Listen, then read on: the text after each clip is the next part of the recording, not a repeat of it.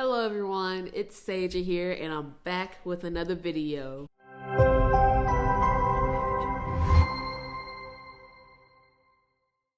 So this video is going to be a follow-up to my last video about the SAP program, hair follicle testing. Now, hair follicle testing is a little misleading. The person who, cuts your hair doesn't actually pull from your hair follicle.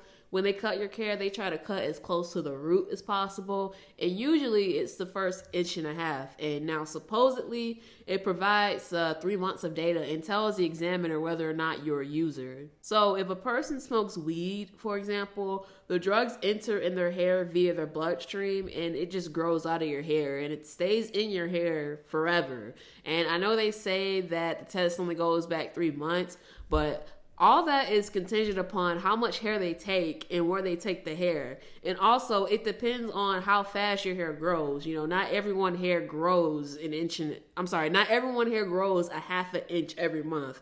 That's just the average. In fact, I heard that these tests are discriminatory. Take a look. Is hair drug testing, does it discriminate against everyone? All right. Now let's talk about specific groups. And the first group that hair drug testing may discriminate against is women. So there has been some evidence that people with longer hair can test positive for longer. And certainly if we test farther away from the scalp, farther away from the point where we remove the hair, the farther away we test on that hair, the longer it will show potentially drug metabolites. Number two is people with darker hair. There has been research that shows that people with more melanin in their hair or darker hair can test positive for a longer period of time than people with lighter hair. So, as you can see, if you're a woman or if you're black, these tests can pick up drugs longer if you're a chronic user. Now, 3 months might not even be enough, and truthfully, a hair follicle test can go back several years if they decide to test a full strand of your hair.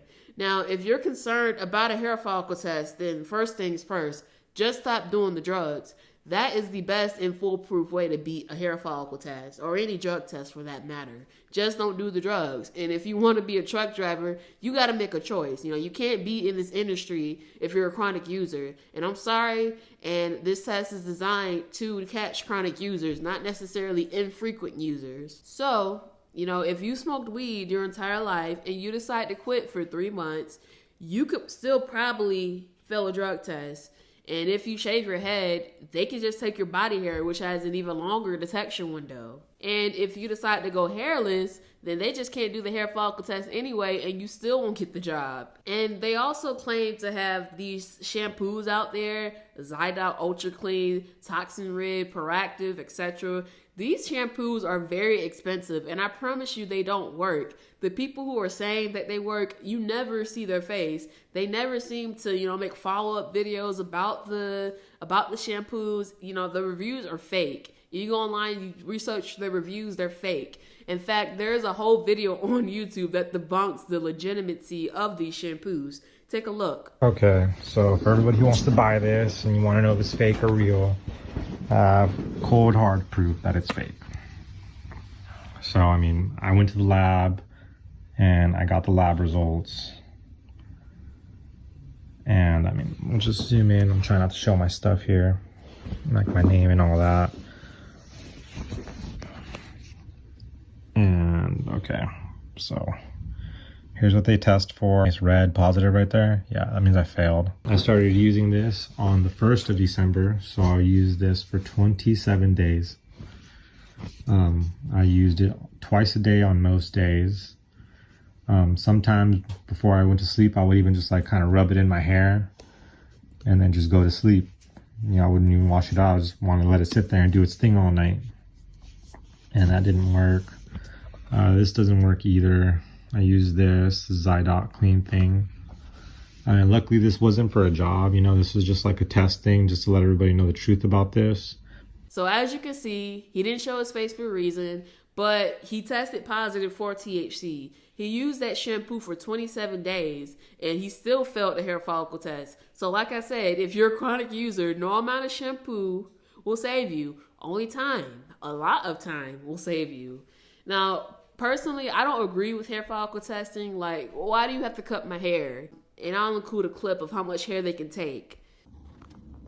This probably a better video. Like, she cut so much hair, but she literally gave me bald spots. So yeah, I just think it's a little invasive, and you see how much hair they took. That's ridiculous. And of course, all these mega carriers, they're in favor of making hair follicle tests DOT regulated. Now, if that happens, then there really will be a trucking shortage. And I just feel like if someone is out there that's trying to improve their life by being sober, they shouldn't be penalized for something that they quit months and months ago. And I hear so many stories about how people wanted to get into this industry, but they couldn't because of a failed hair follicle test. They're basically getting blackballed by these companies. And some of these mega carriers are sneaky. A hair follicle test, it won't go on your clearinghouse, but a hair follicle test can put that on your DAC report. And companies can't disclose if you failed a hair follicle test. However, they can simply put on your DAC report that you broke company policy. And good luck getting a job, because you have to answer on a application if you failed a pre-employment or company-issued drug test. And my heart really goes out to those out there who are struggling to find a job because of something like this. And one more thing before I close out this video. Pay for your own hair follicle test. It's expensive. About $200 depending on where you live. But I think $200 may save you from a lot of headaches if you have a history of drug use. In the meantime, if you can pass a urine test, then, these trucking companies can hire you straight out of CDL school. And I'll put the trucking companies right here somewhere. These companies, they don't do hair follicle testing. They just do urinalysis. And, good luck with these companies. Best of luck to you. So with that being said, I think that's all I have for you today. If you like this video, hit the like button, subscribe, comment down below, follow me on social media, and I'll see you next time.